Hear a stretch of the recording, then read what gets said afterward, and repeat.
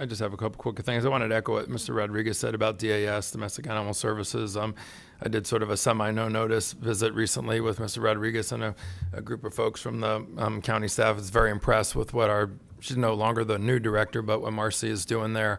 So to any of the commissioners here, it's in the building's in District 1, but it supports all of our districts, obviously, in the entire county, and they have a big job, they have a big budget, and I really like I liked everything that I saw. The place has gotten overall a total facelift.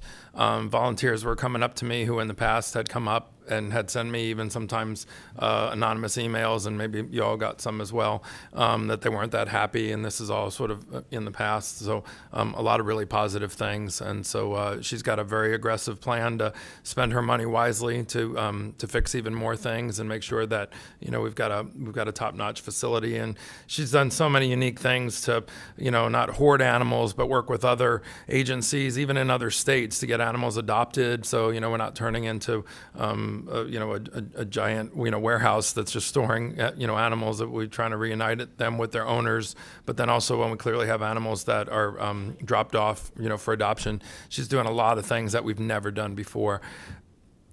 Lastly, when it comes to DAS, what I'm hearing from the board, because some of the board members reach out to me, and if the commissioners, Commissioner McDaniel, Commissioner Saunders will remember this, we were kicking around, is the ordinance for the protection of animals in Collier County, is it worded properly, and does the county attorney need to totally revamp the whole thing, and do we need to change happy to glad and small dog to puppy and all these things, and go back and forth? And what I'm hearing now is, especially with Marcy's leadership and maybe just different sets of eyes from the county manager and then the work that the county attorney is doing, is that we have an ordinance that's enforceable.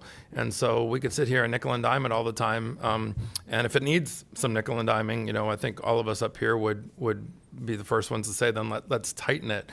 Maybe that's a better term than nickel and diming. But what we have on paper, what I'm hearing now, is gotten some second, third, and fourth looks. And so what I have said to the staff, and as well when I've talked with Marcy, is make sure that all your animal control officers realize that we're standing behind the ordinance that we have, because we were getting some reports. Some of them were sort of driving around with the windows up, saying, well, yeah, I see a few things, but I pick up that animal and then nothing, or I give a citation and then nothing happens. And so I heard a lot of good things. I would just say to the county attorney and to the county manager's office, keep us updated on if if it's actually working as advertised, and if we're continuing to make improvements to the DAS building, and I invite anybody else to take a peek down there.